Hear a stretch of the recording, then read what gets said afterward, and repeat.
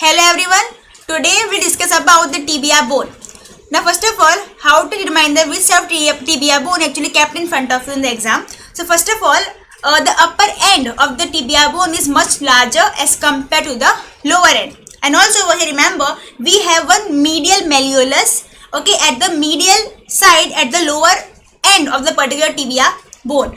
Now the medial side of the lower end projects downwards beyond the rest of the bone, and this projection basically is known as the medial malleolus. Also, the anterior border of the shaft is most prominent one and crest-like. Okay, and it is sinuously curved and terminates below at the anterior border of the medial malleolus. Okay, and this sharp anterior border is known as the shin of tibia. Okay, very important. Even you can feel the shin of tibia, okay, from the outside by touching at your tibia bone in the leg. Okay, so the anterior border of the shaft is the most prominent one, known as the shin of tibia.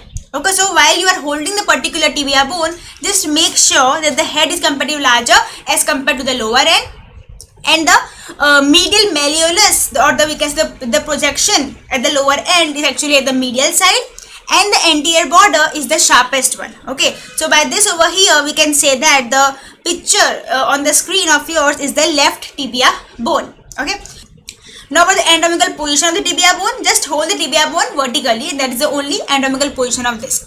Now next is about the features of the tibia bone. First of all, about the upper end.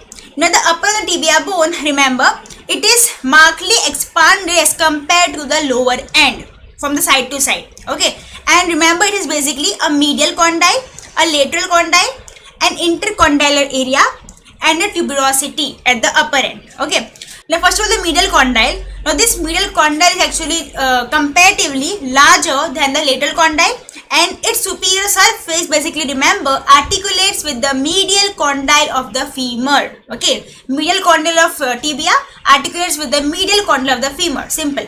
Now also remember, the peripheral part of this particular medial condyle is flat and is separated from the femoral condyle. Okay, and this part is known as the medial meniscus. Okay, now also remember, the lateral margin of the articular surface of this particular medial condyle is raised to cover the medial intercondylar tubercle. So here, as you can see, this is the medial intercondylar tubercle. Now next is about the lateral condyle.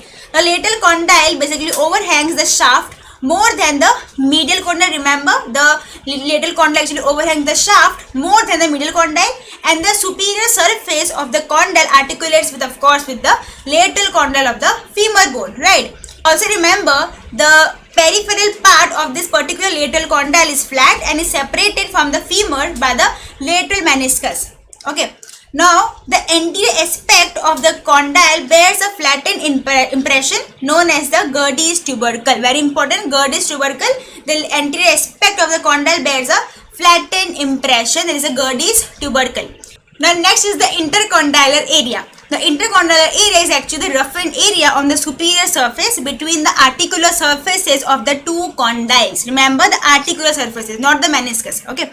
Now, remember, this area, the intercondylar area, is actually narrowest in its middle part.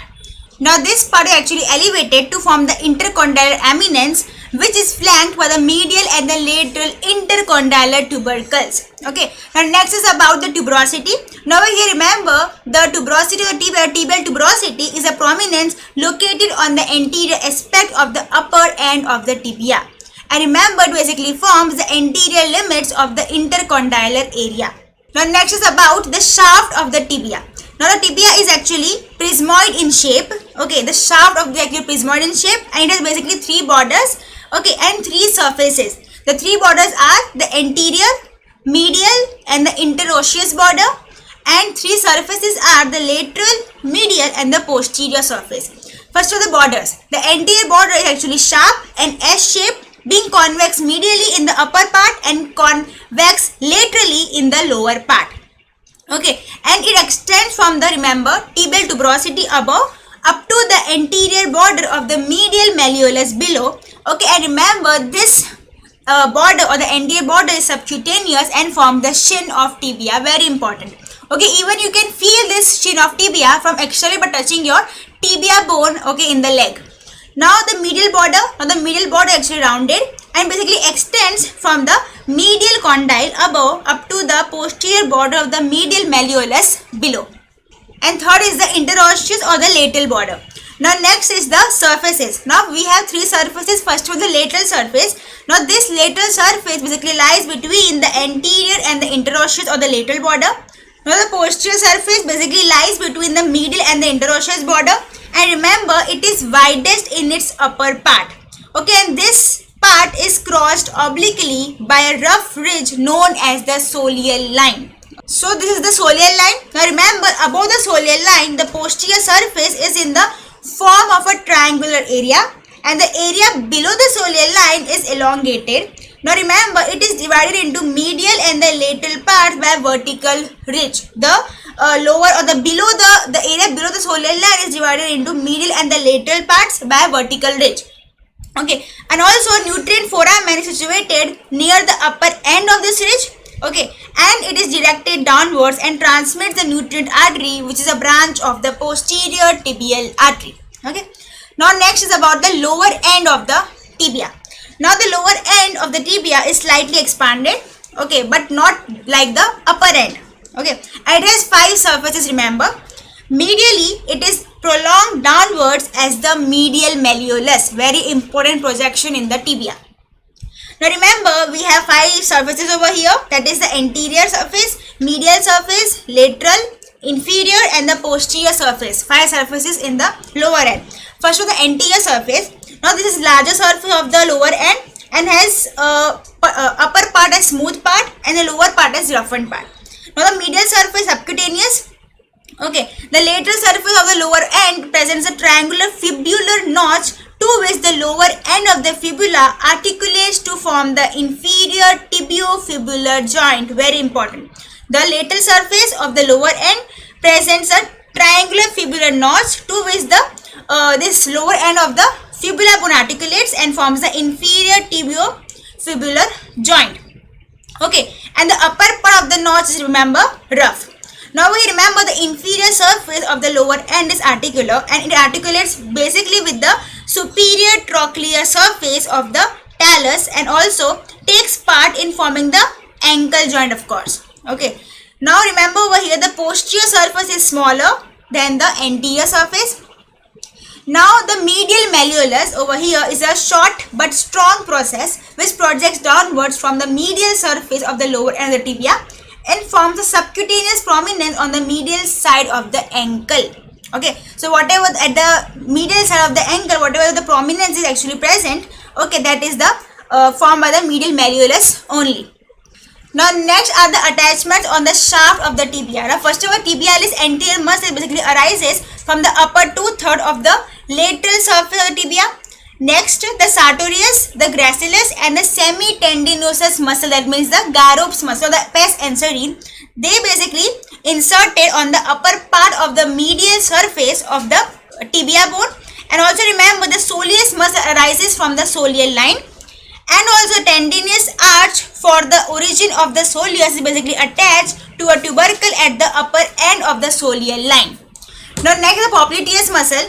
Now this muscle basically inserts at the posterior surface into the triangular area above the soleal line. Now if you remember, I told you the soleal line actually divides the posterior surface of the tibia into 2 main areas. That is the upper area and the lower area, right? And the lower area further is divided into 2 main areas. There is the medial and the lateral area by the help of one vertical line, right? So over here above the soleal line there is triangular area. Okay, in the triangular area popliteus muscle is basically inserted.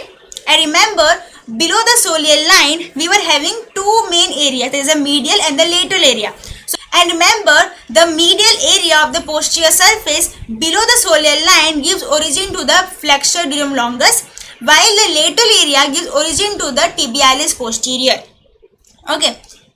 The very important attachments of the tendons and the particular arteries at the lower end of the posterior part, or which is the posterior surface of the tibia bone. Now over here, we will go from the medial to the lateral side. So over here, remember, at the lower end of the posterior surface of the tibia bone, remember, from medial to the lateral side, there presents first of all the tendon of the tibialis posterior muscle, and then moving on to the lateral side, there will be the tendon of the flexor digitum longus, then there will be the posterior tibial artery, then the posterior tibial nerve, and finally most laterally there will be the flexor hallucis longus. So this series is very important, okay, going from the medial to the lateral side, okay. So again, going from the medial to the lateral direction, there will be first of all tendon of tibialis posterior muscle, then tendon of flexor digitum longus, then the posterior tibial artery or tibial artery, then the posterior tibial nerve, and finally most lateral side there will be the tendon of the flexor hallucis longus, okay. Now again, one more very important question asked in the exam about the attachment of the ligament on the superior surface. Okay, so first of all, over here this is the anterior part, this is the posterior part, this is the medial, and this is the lateral part of the tibia. So going from the anterior to the posterior direction, just remember the mnemonics: Medical College Lucknow, Lucknow Medical College. That means the Medical College Lucknow, Lucknow Medical College from anterior to the posterior direction. Okay.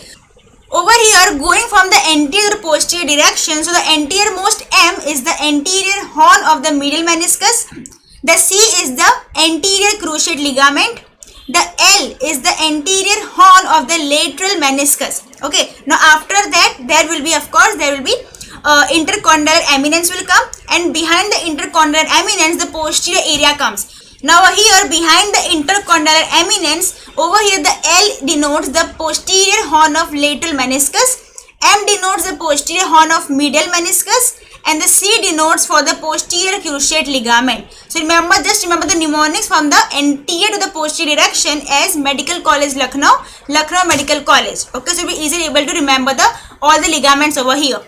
Now very important, the applied aspect of the tibia bone. Now over here, remember the upper end of the tibia is one of the commonest site for the acute osteomyelitis. Okay. Now the fracture of the tibia bone. Now over here, remember the tibia is commonly fractured at the junction of the upper 2/3 and lower 1/3 of the shaft. Why? Because over here, this area is the most slender one. Okay. Now next is about the dislocation. Now over here, remember there is forward dislocation of the tibia occurring on the talus bone, which actually produces a characteristic prominence of the heel, and this is actually the commonest type of injury of the ankle. Okay, now don't confuse between this particular dislocation, which actually causes the prominence of the heel, along with the Haglund's deformity. Now over here in the dislocation, there is forward dislocation of tibia on the talus bone, which actually causes a prominence of the heel. While in the Haglund's deformity, there is bony enlargement on the back of the heels. Okay, now next is about the bucket handle tear of the medial meniscus, which actually occurs between the age of 14 and around 40 years. Okay, next is about the Port's fracture, which actually occurs in the leg bones between the age of 40 and 60 years. So this was all about the tibia bone. I hope you understood well. Thank you so much.